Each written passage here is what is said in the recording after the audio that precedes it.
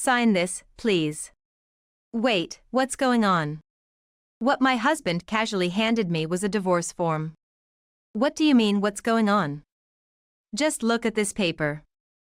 I want a divorce from you. Why all of a sudden? It's not sudden. I've been thinking about this for a long time. Actually, I have a child with the woman I love. What? It was a complete shock. I was so surprised that I couldn't find the words and just stood there. Well, our marriage has been over for a long time, hasn't it? Indeed, our relationship had been strained for some time, but I never imagined he was cheating and had even fathered a child. Wait a minute. I just gave birth to our daughter and got discharged from the hospital. That day, I had just been discharged from the hospital after giving birth. I thought we would live happily ever after with our newborn baby. Why? You've just been discharged from the hospital, so I was hesitant about bringing this up today, but things like this are better done sooner, right? Besides, my girlfriend has been nagging me to hurry up and divorce, he said with a grin. I could deeply feel that in the future he envisioned, there was no place for me and our child. Tears welled up in my eyes due to his utmost betrayal. What about? What am I supposed to do now? Thus, I was unilaterally presented with divorce, and we ended up divorcing. 7 years had passed since then. One day, while I was visiting a large shopping mall, I unexpectedly ran into the worst person imaginable. Hey, isn't that Nicole? Long time no see. He was the last person on earth I wanted to encounter. Wow, you've aged. It must have been tough after our divorce, right? Being a single mother is hard, he said, unbelievably, considering he was the one who left me and our child. Suppressing the anger welling up inside, I replied with heavy sarcasm. Thanks to my parents' help, I didn't have any problems without you. Why are you acting tough? Your dad's just a small-town doctor, right? Such parents couldn't have been of any help. Honestly, they must have been totally unreliable. He laughed mockingly. Taking my silence for acquiescence, he began to boast about his own life without waiting for my response. After that, I married a female doctor.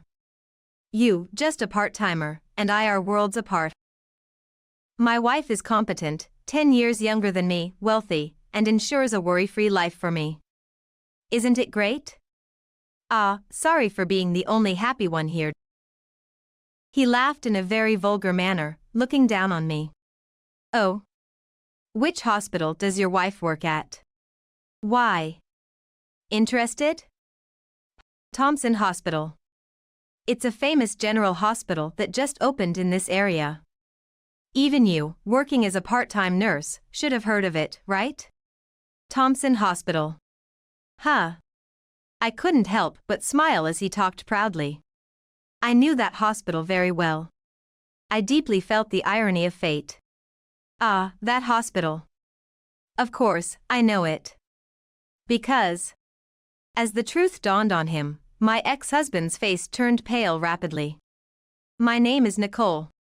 My father runs a small clinic in town, and my mother works as the office manager there. My father, being a doctor, always seemed busy, sparing no time for sleep as he worked every day. As a child, I sometimes felt lonely due to the environment I was in, but my admiration and respect for my father were stronger than the loneliness. Someday, I want to become someone who can save many people, just like Dad. That was my catchphrase when I was little.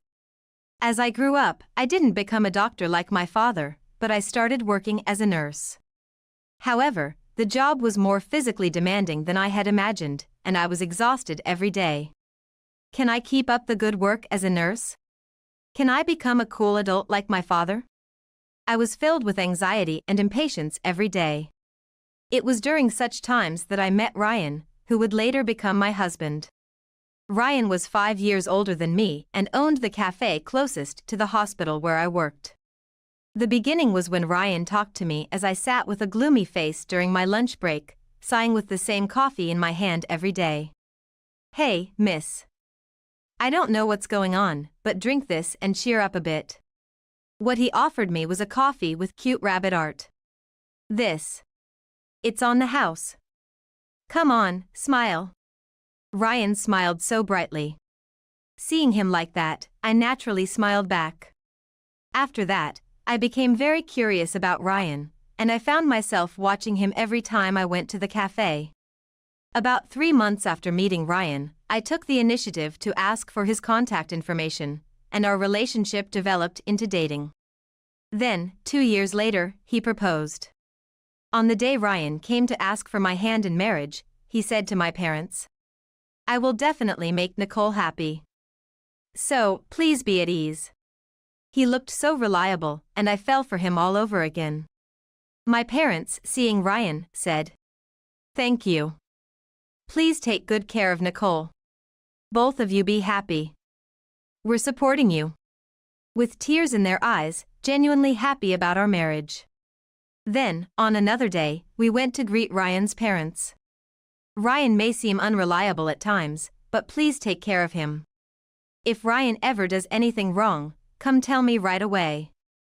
I'll scold him on your behalf." My in-laws were very easy to talk to and seemed kind, which was my first impression of them. After greetings with both families, we got married without a hitch. We lived happily as a couple, enjoying our days together. Of course, there were times of dissatisfaction or unpleasantness, but the parts that made me glad we were married and the happiness far outweighed those, so I felt our marriage was going well. Then, one day, a couple of years later, my husband made a suggestion. "Isn't it about time we make Nicole's dream come true?" My dream? Yeah, building our dream home, remember? What? I was surprised by my husband's sudden suggestion. You remembered. Of course. How could I forget? My dream of wanting to build a dream home was something I had only mentioned in passing while we were dating. So, I was surprised that he remembered, and above all, I was delighted that he hadn't forgotten such a trivial thing. Thank you, Ryan. After that, we went to real estate agencies and looked at various properties. Just looking at model homes made us feel excited. Wow, look. This kitchen is so cool. I pointed at a flat kitchen. I had always wanted to cook in such a spacious kitchen someday. Really, it is cool. It'd be fun to cook in a kitchen like this. Nicole, look at this bath. Isn't it amazing? It's so cool, and it's spacious enough to soak in every day. We were getting excited like kids. We continued to visit properties on our days off, talking about what kind of house we would like. It was a lot of fun. However, the discussion about building our dream home took an unexpected turn. One day, on our day off, my husband and I, having narrowed down our options, went to a housing exhibition. Surprisingly, my mother-in-law was there. Huh? Why is my mother-in-law here? I was puzzled by her presence and couldn't help but ask. My mother-in-law then made a surprising statement. Well, because I'll be living with you. If we're building a house, it's better to hear my opinion too, right? What? I couldn't believe my ears. When had this been decided? I hadn't heard a word about living together from my husband. I quietly confronted him so my mother-in-law wouldn't hear. Hey, what's going on, Ryan? Your mom said she's going to live with us, but I haven't heard anything about that. Oh. Didn't I mention it? What? You know, after my dad passed away last year? Mom looked so lonely, and I couldn't leave her by herself. Indeed, my father-in-law had passed away from a heart attack last year. It was very sudden. My in-laws were very close, and I always found it sweet how they went out holding hands every weekend.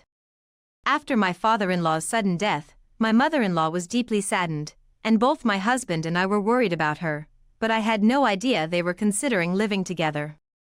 I understand not wanting to leave her alone, but still. I had reservations about living together and was anxious about whether we could get along well. Yet, I couldn't just ignore my mother-in-law. What to do? After a moment of silence, my husband, perhaps regretting not discussing it with me, murmured. I'm sorry. But, as you can see, Mom's happy about living together, so please forgive her. He looked towards my mother-in-law. My mother-in-law was gleefully touring the housing exhibition, admiring the stylish kitchens and baths, saying, "Lovely." It had been a long time since I'd seen her so happy, and I couldn't help but smile too. Our relationship with my mother-in-law was good, and I began to think, well, if it makes her a bit happier, maybe it's okay. So, the house planning progressed, and after some time, our dream house was completed. At first, my mother-in-law would often stay in her room or tear up looking at photos of my father-in-law, but she seemed to enjoy the new house and gradually started spending more time in the living room. Initially, I was too cautious around my mother-in-law and felt exhausted, but over time, we found a comfortable distance, and I think both of us were able to enjoy our time together. However, my husband's careless comment would soon make the atmosphere a bit strange. "I think it's about time we had a kid." He suddenly said this during a meal with me and my mother-in-law. Both of us were surprised by his abrupt statement. I lightly kicked him under the table, signaling him to stop. "You don't have to say that now, do you?" But my insensitive husband didn't seem to catch my displeasure. "Well, it's true, right? We've been married for 2 years now. Right, Mom? You want to see your grandchild, don't you?" he said, turning to my mother-in-law with a foolish grin. "Oh, well. Of course." She glanced at me, answering hesitantly. I wanted children too, but there was no need to discuss it in front of my mother-in-law. Moreover, children are a blessing. It's not as if they come just because you want them. Well, I want them too, but they're a blessing, you know? We can't just expect things to work out. I calmly explained, but my husband, lacking any delicacy, said, It'll be fine. Let's start trying for a baby tomorrow." I sighed deeply in my heart. A few days after my husband's insensitive remark, my mother-in-law went into full-on grandchild-wanting mode, constantly asking about children. "How have you been feeling? Any nausea? Today's dinner is steak.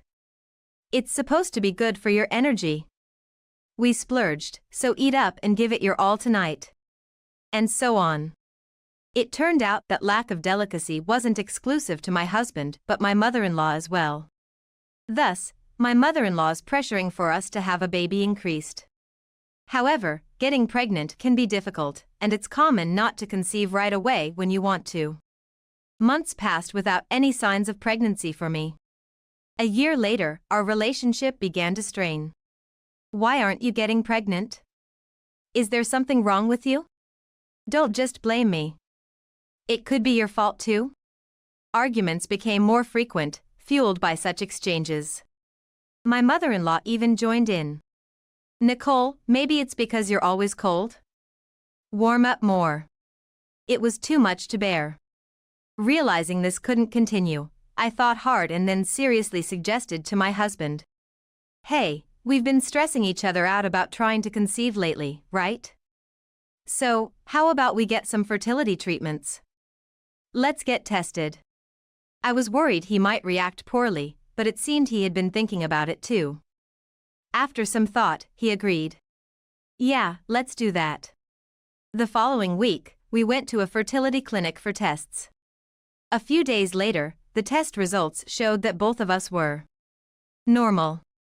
The doctor advised us to check the ovulation days and try to time things accordingly. Having received the results, it was clear that I wasn't the cause, which was a relief.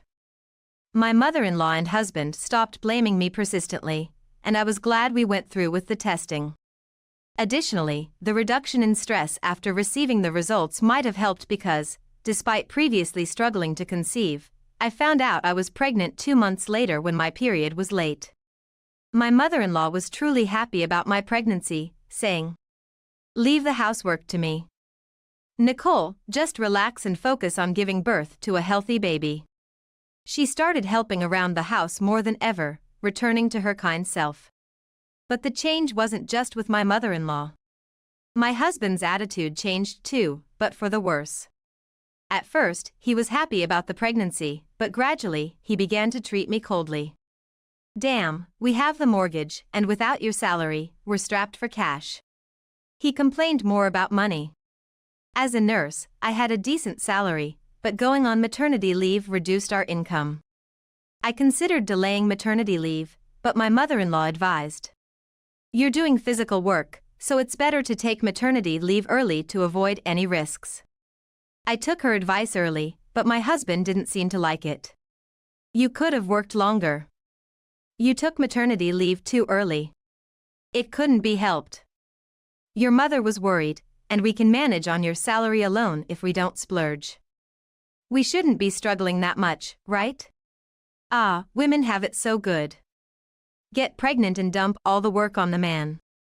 He grumbled, irritable, and retreated to his room. When my morning sickness started, "Ugh, I feel sick." As I rushed to the bathroom, he even said, "Ah, not again, such a hassle. It makes me feel sick too." It seemed like getting pregnant was the only goal for my husband, and he had no interest in anything beyond that. Feeling immense stress from my husband's attitude, I often found myself crying when he was at work. Seeing me like this, my mother-in-law suggested, "Why don't you go back to your parents' house until you reach a stable period? Sometimes a little distance can make things better." My mother-in-law mentioned that during her pregnancy with Ryan, hormonal changes led to frequent arguments with my father-in-law. Returning to her parents' home to put some distance between them helped her find peace and approach childbirth with ease. Hearing such stories from my in-laws, who were usually so close, made me think that maybe a little distance was necessary right now. It was around the 4th month of my pregnancy when, encouraged by my mother-in-law, I decided to return to my parents' home. The distance created between my husband and me, along with the active support from my parents, finally allowed me to settle down and enjoy a peaceful maternity life. Being at home, just knowing my father, a doctor, was there made me feel secure.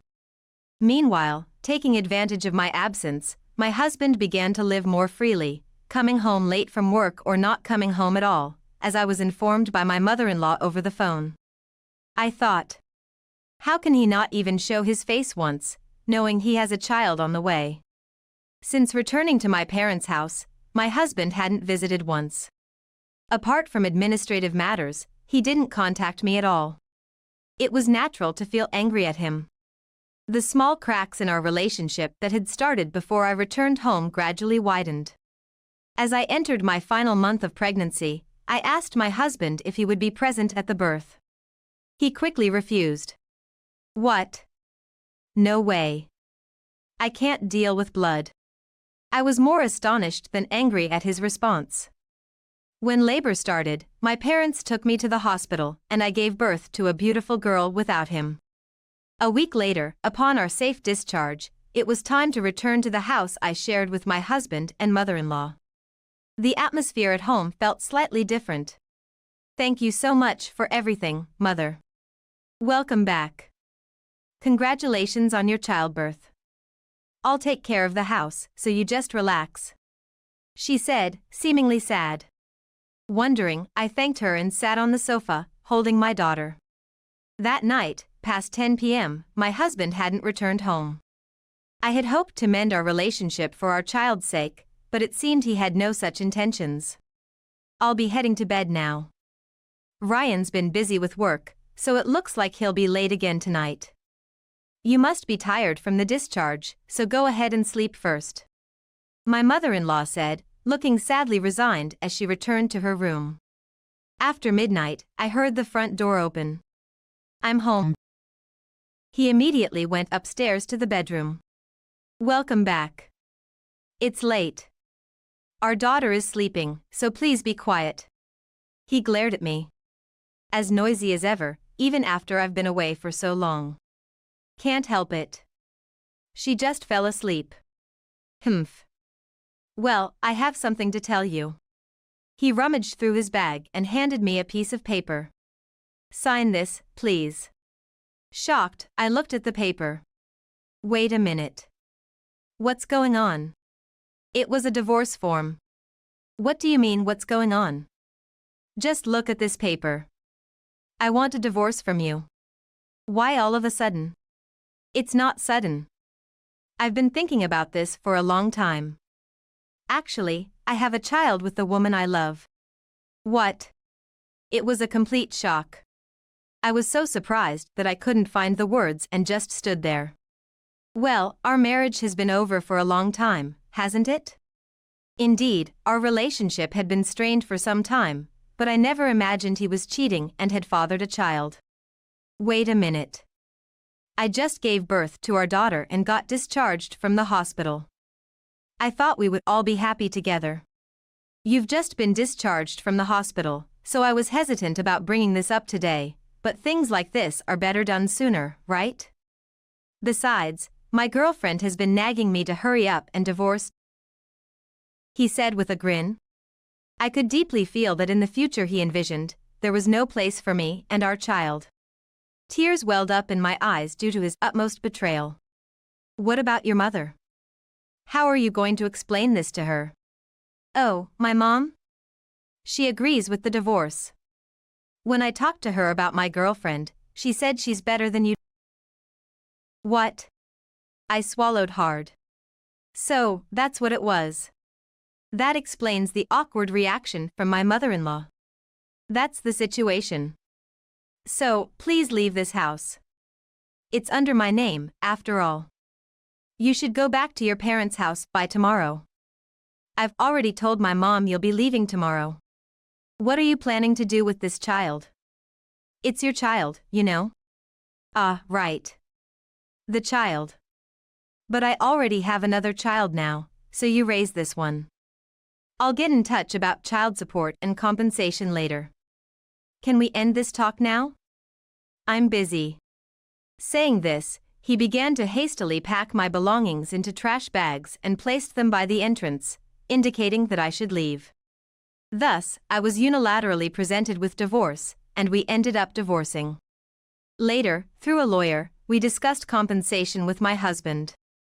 The total amount including child support and compensation came to about $80,000, but oddly, my husband wasn't fazed. It's fine with that amount. I'll pay in full, so just don't do anything to harm me and my affair partner, he said, laughing as if it was a joke. The fact that he could pay in full was astonishing. Where did he get such a large sum of money? But if it meant I no longer had to deal with this terrible man, it was for the best for me. Yes, I have no interest in you or your affair partner anymore. Also, I have one request. Never interfere with me and the child again. If you can't keep that, then I have my own plans. He frowned for a moment but then nodded. All right, it's settled. The following week, as promised, the money was transferred to my account. Thus, our marriage ended quite abruptly. 5 years have passed since then, and I turned 35. The daughter born at that time is now 5 years old and will be entering elementary school next year. After the divorce, I returned to live with my parents, and I'm still living with them. With the support of my family, I returned to work as a nurse after giving birth. Despite being busy every day, life is fulfilling thanks to my adorable daughter. One day, while I was at a large shopping mall, I unexpectedly ran into a certain person. Hey, isn't that Nicole? Long time no see. It was my ex-husband, the last person I wanted to see. Ugh. I inadvertently let out.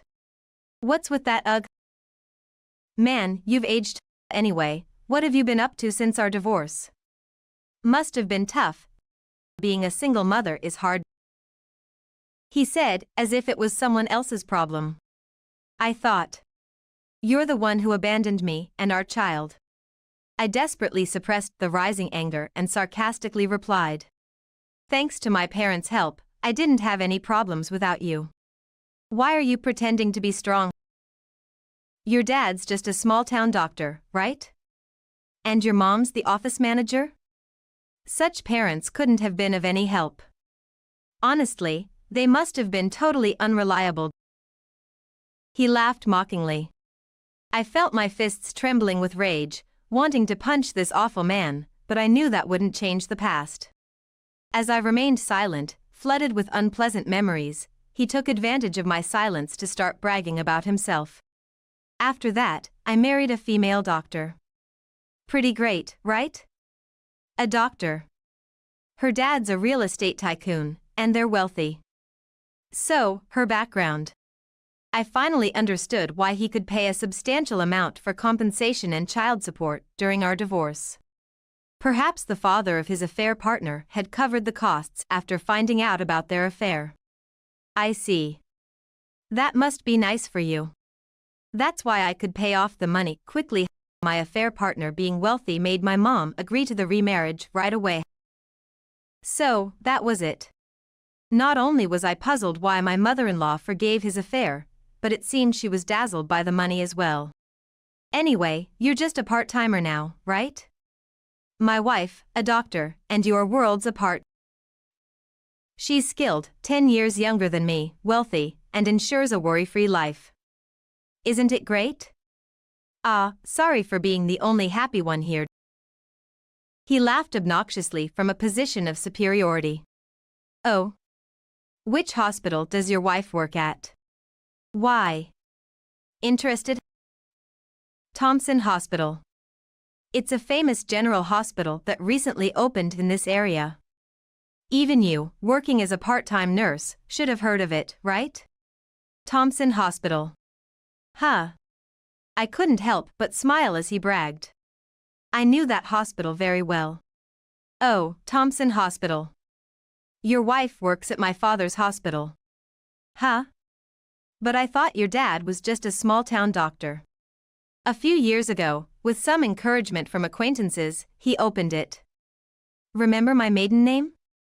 Thompson. You mean your dad is the director? Yes, that's right.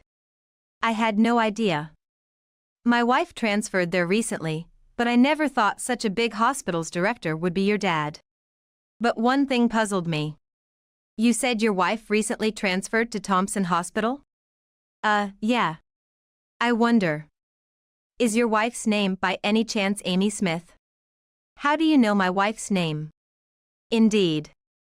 I had suspected it, but to think that my ex-husband's affair partner was Amy Smith.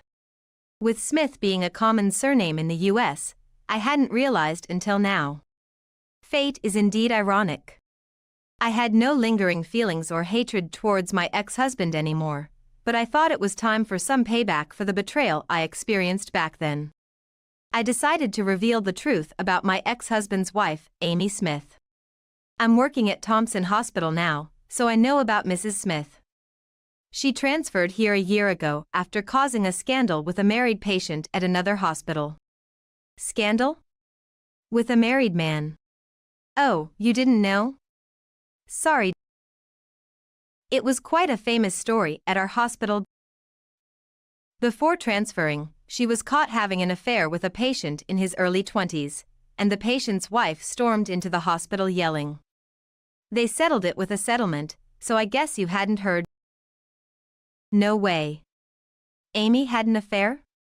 That can't be. My ex-husband's face turned pale rapidly, going completely white. Perhaps recalling certain incidents, he started mumbling to himself. But indeed, that time too. Now that I think about it, that time as well. Oh, and right after she transferred to us, I think. A high school student's girlfriend was causing a scene in the hospital room, claiming that Dr. Smith harassed my boyfriend during her shift. Hitting on a high school student is a bit problematic, don't you think? There are rumors she has a thing for young guys. What? Hold on. Affairs with married men? Harassing high school students? Preferences? Amy doesn't even. Well, it's not like her not doing anything with me matters anymore. I can't make sense of any of this. He seemed to be panicking. It was almost comical. Huh, you didn't know that? Maybe she doesn't bother with you because you're an old man. Or maybe because there are rumors she has plenty of boyfriends on the side, so she doesn't need you? It's exactly like someone I used to know. Both of you like younger partners. You're a perfect match. I laughed heartily. He was too shocked to speak, standing frozen in place. I decided to let him know about my current situation. I'm seeing someone now. He's a surgeon at Thompson Hospital, a doctor. My father approves of him. My daughter is about to start elementary school, she's such a sweet girl. He really cares for her, and I'm genuinely happy every day. It seems I'm the only one happy here, sorry about that. Biting his lip in frustration, he yelled. There's no way my wife is like that, but I ignored him and walked away. What goes around comes around. My ex-husband left me postpartum for a younger, beautiful doctor, but his wife turned out to be someone who only had affairs with younger men. If my ex-husband hadn't encountered me at the shopping center or spoken to me, he might have remained ignorant of his wife's secrets. Serves him right.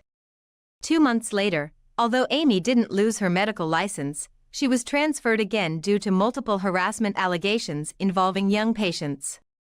Upon investigation by the hospital, several testimonies emerged, such as, Dr. Smith touched my lower body. And she asked me to touch her chest. My father, the director, decided her transfer was necessary to prevent further harm to the hospital's reputation. After learning of Amy's transfer, which confirmed what I had said was true, my ex-husband confronted her. Acknowledging the affairs and harassment led to a massive argument between them, ultimately resulting in their divorce. Amy ended up raising the child born from their marriage, and my ex-husband moved back in with his mother. As for me, I continue to live happily surrounded by a caring partner, a lovely child, and supportive parents. What you do comes back to you. I plan to live honestly and uprightly